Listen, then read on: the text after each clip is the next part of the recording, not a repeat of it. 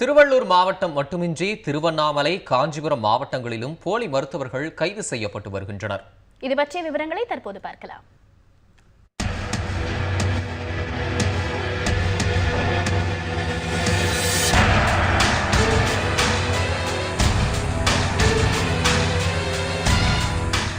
திருவண்ணாமலை நகரில் 8ஆம் வகுப்பு வரை படித்துவிட்டு சட்டவிரோத கருக்கலைப்பு மையம் நடத்தி வந்த ஆனந்தி என்ற பெண்மணி கடந்த 23ஆம் தேதி கைது செய்யப்பட்டார்.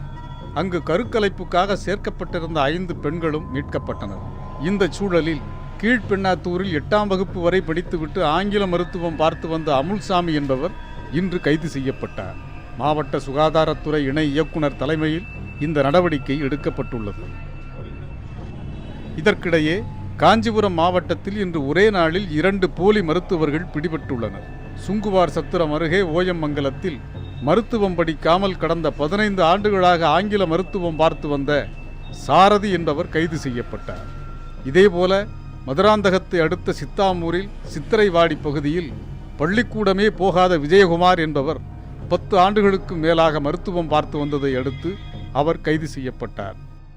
வயதானவர்கள்லாம் இந்த ஹெவி டோஸ் கொடுக்கும்போது அவங்க உடல்நல குறைவு ஏற்பட்டு கொஞ்ச நாளில் சேர்த்த விஷயம் கூட இப்போ தான் தெரிய வருது. இங்கே மட்டும் இல்லாமல் பக்கத்து ஊரில் இந்த தோல்பேடு, உரத்தி, எலப்பாக்கம், இந்த கருங்குழி இந்த பக்கமோட நிறைய போலி டாக்டர்கள் இது மாதிரி பிரைவேட்டாக வாடகைலாம் எடுத்து மருத்துவம் பார்க்கறது தெரிய வருது. மாவட்டம் முழுவதும் போலி மருத்துவர்களை கண்டறியும் பணி முடுக்கிவிடப்பட்டுள்ளது.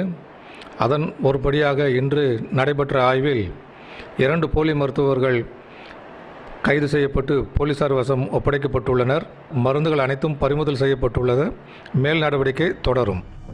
ஒரே நேரத்தில் அதிகபட்சம் 150 பேர் வரை இவர்கள் மருத்துவம் பார்த்தது தெரிய வந்ததால் இவர்களால் சிகிச்சை அளிக்கப்பட்டவர்களின் நிலை என்னவாக உள்ளது என்பதும், மக்கள் இவர்களை நம்பி எப்படி சிகிச்சை பெற்று வந்தனர் என்பதும் அதிர்ச்சி அளிக்கக்கூடிய கேள்விகளாகவே எழுகின்றன.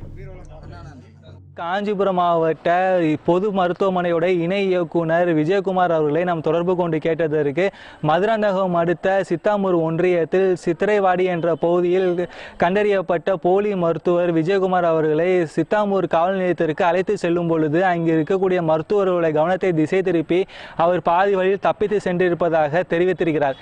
இது குறித்து காஞ்சிபுரம் மாவட்ட காவல்துறை வட்டாரங்களை தொடர்பு கொண்டு கேட்டதற்கு தலைமறைவாக இருக்கக்கூடிய போலி மருத்துவர் விஜயகுமாரை உடனடியாக கைது செய்வதற்கு உண்டான அத்தனை முயற்சிகளும் தற்போது ஈடுபட்டிருப்பதாக தெரிவித்திருக்கிறார்கள். புதிய தலைமுறைக்காக ஒளிப்பதிவாளர் இஸ்மாயிலுடன் பிரசன்ன வெங்கடேசன்.